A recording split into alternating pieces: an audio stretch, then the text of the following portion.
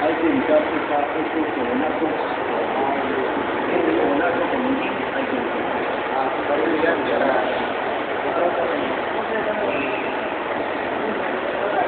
hay que establecer la llama y lo escuchas digo esto de a ver, quiero que lo esté llamando y no se ve porque hay un sentido. Ahí una partícula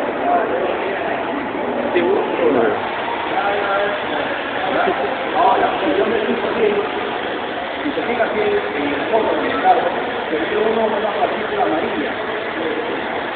¿Ves? Es una partícula amarilla, y es un objeto amarillo. Esa es la actividad.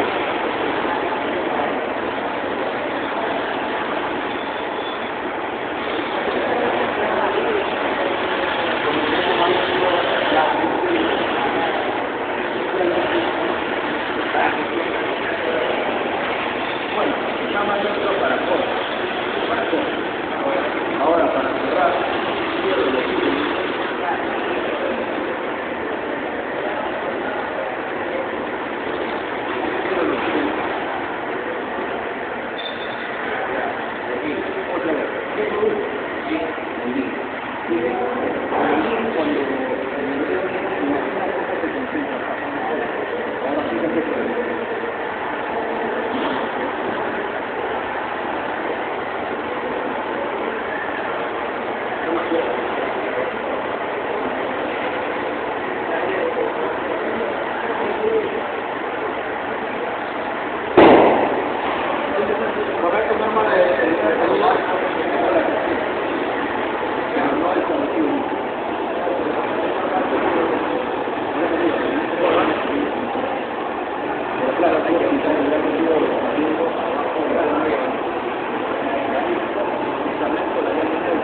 Me pongan.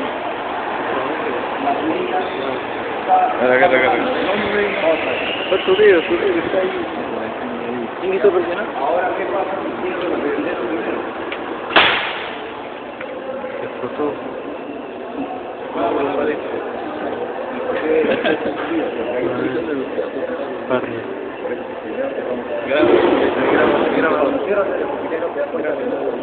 Esto que feo.